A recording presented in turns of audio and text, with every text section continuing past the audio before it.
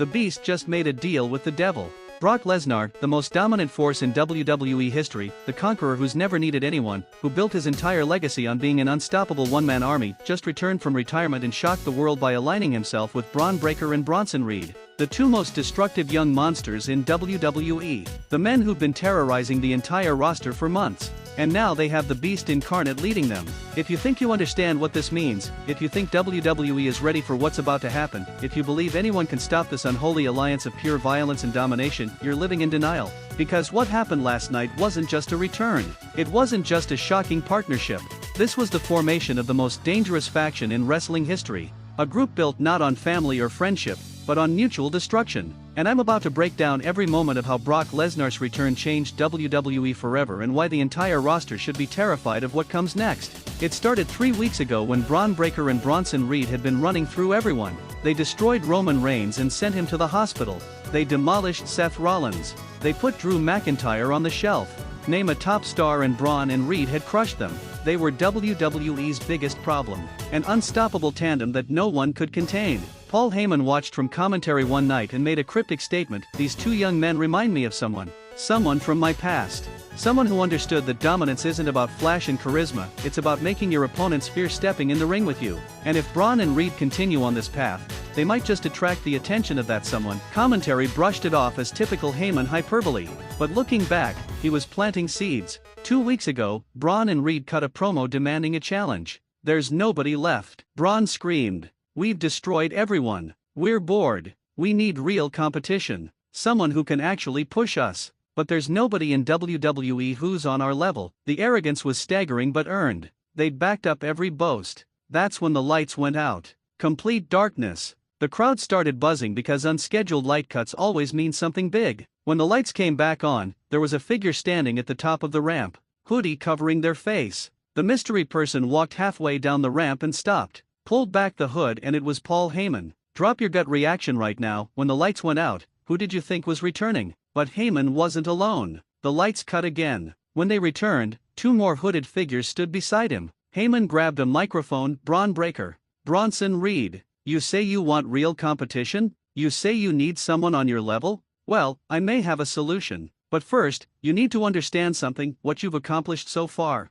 That's just the beginning. With the right guidance, with the right leadership, you could be unstoppable." Braun and Reed looked intrigued but cautious. "Who are these two?" Reed demanded, pointing at the hooded figures. Heyman smiled. "Patience. All will be revealed. But know this, I'm offering you something no one else can. I'm offering you the chance to join forces with someone who understands what you are, who respects your approach, and who can teach you how to turn dominance into dynasty." The hooded figures removed their hoods, revealing, wait, nobody recognized them. They were decoys. The crowd was confused. Was this a joke? Braun and Reed looked angry. "You're wasting our time, Heyman." But Heyman just laughed. "Oh, you think they're my clients? No, no, no. They're just security. To make sure we're not interrupted when the real beast arrives." The Titantron lit up with a video. Aerial shots of a farm in Saskatchewan, Canada. Brock Lesnar's compound. The camera zoomed in on Brock chopping wood, looking massive, more muscular than ever. The beast had been training. The video showed Brock watching footage of Braun and Reed's destruction, nodding with approval.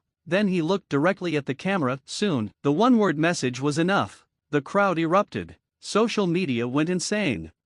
#Brock returns trend worldwide. But when? And more importantly, why was he interested in Braun and Reed? The following week, Heyman appeared again. "Last week, I showed you a glimpse of something special. But Braun and Reed, you haven't given me an answer. Do you want what I'm offering? Do you want to elevate from being just another tag team that destroys people to being a movement that changes WWE forever?" Braun grabbed the mic. "We don't need you, Heyman. We don't need anyone. We're already the most dominant force in WWE." But Reed looked conflicted. "Wait, Braun. Let's hear him out." The crack in their unity was visible. Heyman exploited it. "Bronson Reed, the man with more sense. You understand that even the greatest fighters need a strategist. Someone who's seen it all. Who knows how to navigate WWE politics. Who can ensure you're not just destroying everyone but profiting from it. Braun, your genetics make you special. But genetics without wisdom? That's just wasted potential." Braun's pride was challenged. "You think I'm stupid? You think I need your wisdom?" Heyman remained calm. "I think you're young and hungry but directionless. You're a bull in a china shop. Effective but inefficient. I can make you calculated. And with the person I'm bringing to guide you, you'll be unstoppable. Security rushed to stop the conversation, but Braun and Reed destroyed them, sending a message that they do what they want. As they stood over the broken security team, the Titantron lit up again. This time it was Brock Lesnar in his gym, throwing around massive weights like they were toys. Then he spoke directly to the camera. Braun Breaker. Bronson Reed, you remind me of myself 20 years ago. Raw power, uncontrollable aggression, no respect for authority. But you're making the same mistakes I made, fighting everyone without a plan. That stops now. I'm coming to WWE, and when I get there, you have a choice. Stand with me and become legendary, or stand against me and get destroyed. Your choice. The ultimatum was clear. The crowd was losing it. Brock Lesnar wasn't just returning, he was making a power play. Braun and Reed looked at each other, the internal debate visible.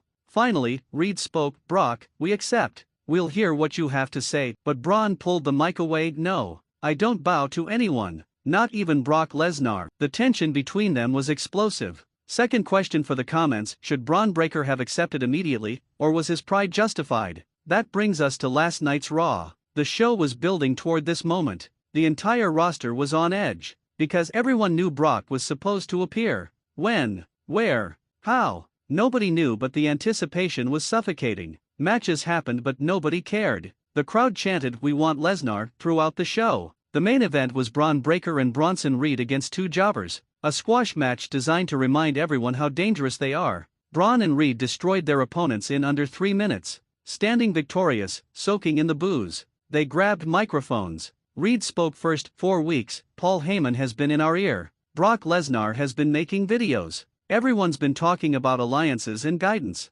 Well, here's our answer dash, but Braun cut him off. Our answer? There's no our. You want a team with Lesnar? Fine, but I work alone. I don't need a legend telling me how to destroy people. I was born to do this. The argument escalated. Reed shoved Braun. You're being stupid. This is the biggest opportunity of our careers. Braun shoved back. Opportunity to be someone's lackey? No thanks. They were about to come to blows when the lights cut out. Here it comes. When the lights returned, Brock Lesnar was standing in the ring behind them. The crowd exploded. Brock looked incredible, even more jacked than his previous run. He stood there, arms crossed, just staring at Braun and Reed. Both men froze. You could feel the intensity. Paul Heyman rushed to the ring with a microphone. Ladies and gentlemen, my name is Paul Heyman, and I stand before you as the advocate for the beast incarnate, Brock Lesnar. But more than that, I stand as the voice of a new alliance. An alliance built not on family like the bloodline, not on friendship like the Shield, but on mutual respect for violence. Brock slowly walked toward Braun and Reed.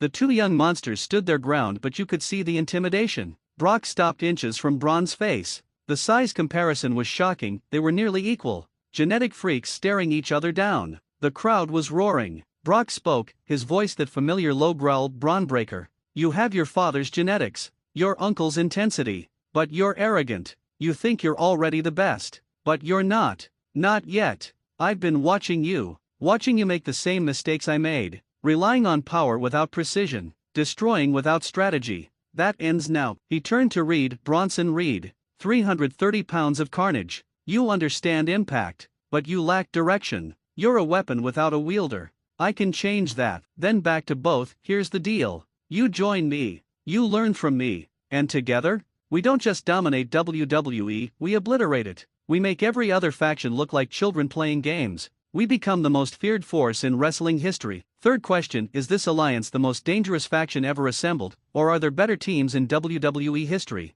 Braun's pride warred with opportunity. You could see it on his face. Reed was clearly interested. Finally, Braun spoke. And what do you get out of this, Lesnar? Why do you need us? Brock smiled, that predator smile. Because I'm not getting younger. Because I want to create chaos one more time. Because destroying everyone myself got boring. But watching two young killers do it while I guide them? That sounds fun. The honesty was disarming. Brock wasn't pretending to be their friend. He was offering a business partnership built on violence. Braun extended his hand. One condition: we're equals. Not your students. Not your lackeys. Partners. Brock looked at the hand, then grabbed it. Deal. But understand, in this partnership, I'm still the alpha. That's not negotiable. The handshake sealed it. The crowd was divided, half excited for the chaos this would bring, half horrified at what this meant for the roster. Heyman looked like the cat who ate the canary.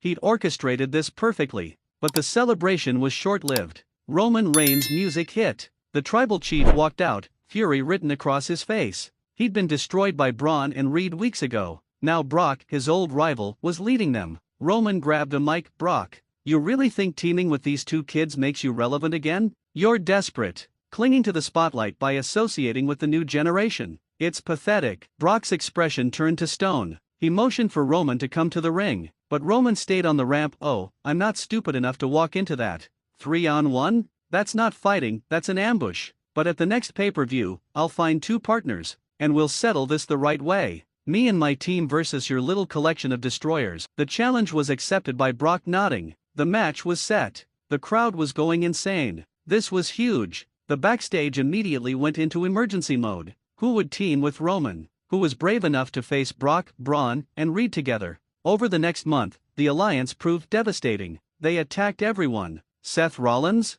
Destroyed. Drew McIntyre? Annihilated. Even legends like Randy Orton weren't safe. Brock wasn't just leading, he was teaching, showing Braun and Reed how to maximize damage, how to target specific body parts, how to make victims suffer. The psychology was fascinating. Brock would stand outside the ring, calmly directing Braun, break his arm. Reed, hit the tsunami splash on his ribs, make him feel it tomorrow. The clinical approach made them even more dangerous. This wasn't mindless destruction, it was calculated warfare. Roman struggled finding partners. Nobody wanted to face this alliance. Finally, Cody Rhodes stepped up. Roman, I'll stand with you, because someone has to. The respect between former rivals was powerful. The third partner remained a mystery until the pay-per-view. Pay-per-view night arrived. The match was positioned as the main event. Roman and Cody's music hit first. They walked out, still one partner short. The crowd speculated wildly. The mystery partner's music hit and it was Seth Rollins. Despite his injuries, despite the risk, Seth was standing with his friends.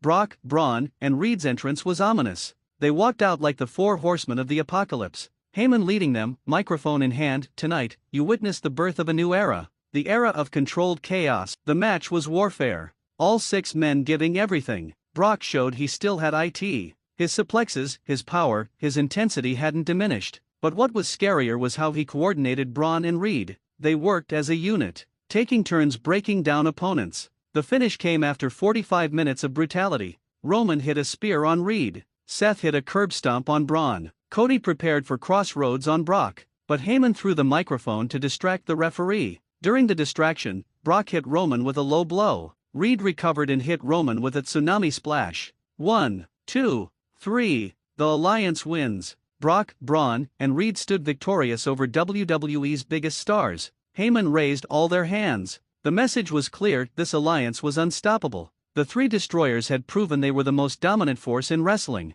Fourth question, can anyone defeat this alliance, or is WWE doomed to their reign of terror? The aftermath was catastrophic. The alliance demanded championship matches, title shots, complete control, and they had the power to back it up. WWE was forced to comply. Within weeks, Brock held the World Heavyweight Championship. Braun had the Intercontinental title. Reed dominated the tag division with various partners, but cracks started showing. Braun's ego wouldn't stay suppressed. He started questioning Brock's decisions. Why do I have to wait? Why can't I challenge for the world title? The tension was building. Reed tried playing peacemaker, but even he had frustrations. The inevitable implosion seemed destined. But Heyman, the master manipulator, kept them together, convincing each that they were better together than apart. That separating meant vulnerability. The faction held through sheer calculation. Fifth and final question, when do you think this alliance falls apart? Next month, next year, or never?